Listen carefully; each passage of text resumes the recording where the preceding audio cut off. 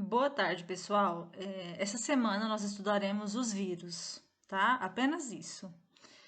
Depois a gente entra mais a fundo nos outros reinos que eu já citei nas outras aulas, tá? Mas por enquanto nós vamos ficar só com os vírus. As orientações aqui vocês já sabem, né? Como funcionam.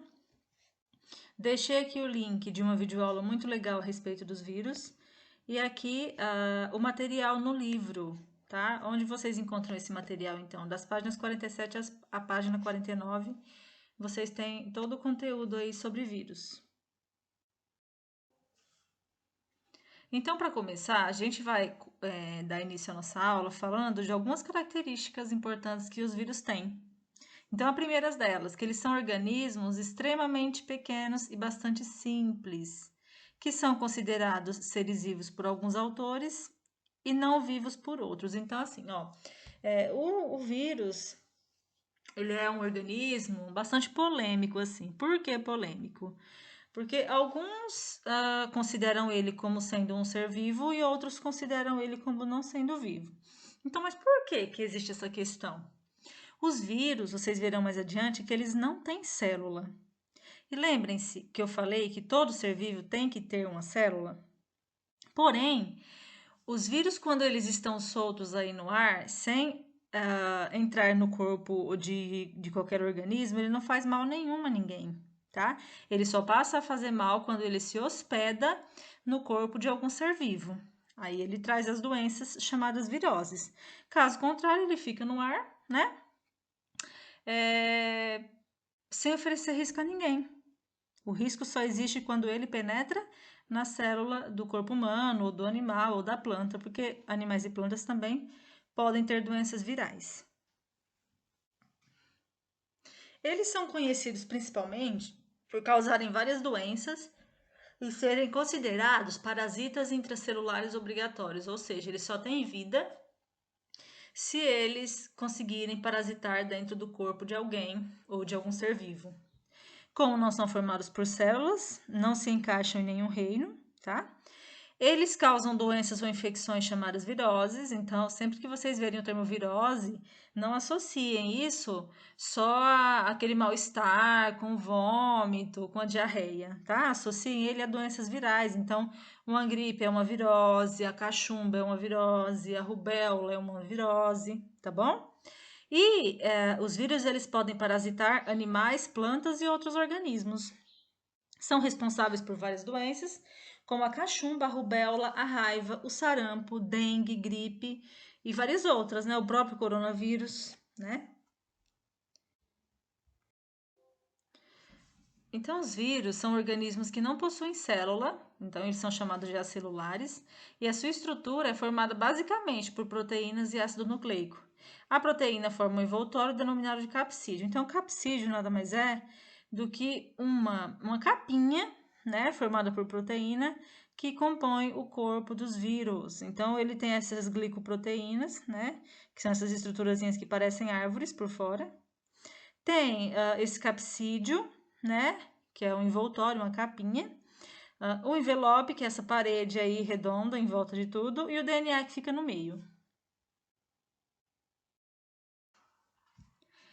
Nós não podemos falar de vírus sem citar a vacinação, tá? As vacinas. Então, para evitar algumas doenças provocadas por vírus e também por bactérias, existem as vacinas, tá? Então, a vacina ela tem a finalidade de nos proteger de doenças causadas por vírus e por bactérias. Então, elas induzem o nosso sistema imunitário a produzir anticorpo específico, ou seja, a vacina faz com que o nosso corpo produza defesa contra o tipo de micro-organismo que causa a doença, né?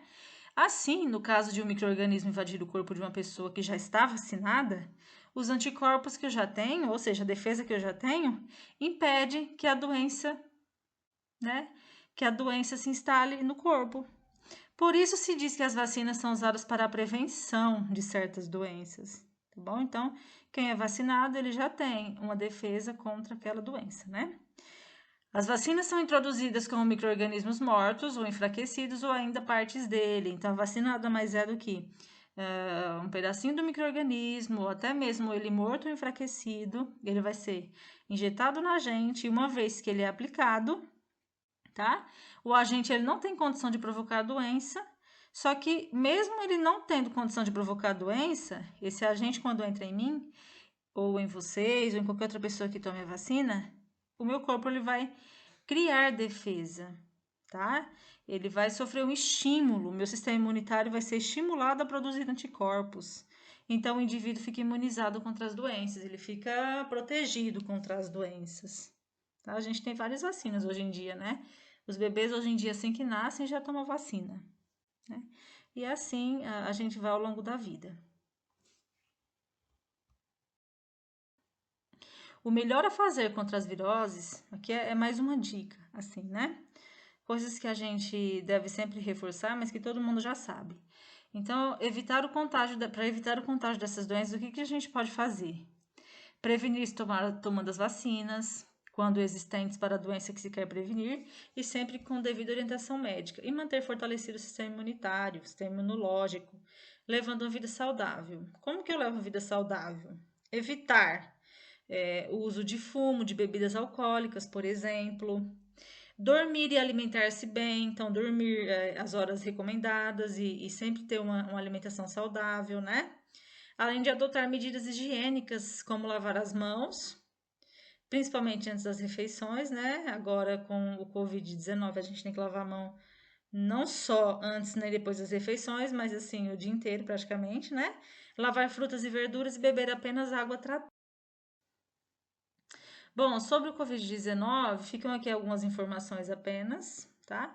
Então, é uma família de vírus que causa infecções respiratórias. O novo agente do coronavírus foi descoberto em 31 de dezembro de 2019, é bem recente, né? Após casos registrados na China, depois esse vírus já era evidente, já era assim, certo que ele fosse se alastrar, mas a gente não imaginava que ele fosse chegar a nos fazer parar, né? Parar tudo. Nós estamos estacionados. O mundo parou em razão do coronavírus, né? Então, ele provoca a doença chamada de coronavírus, Covid-19. Os primeiros coronavírus humanos foram isolados pela primeira vez em 1937.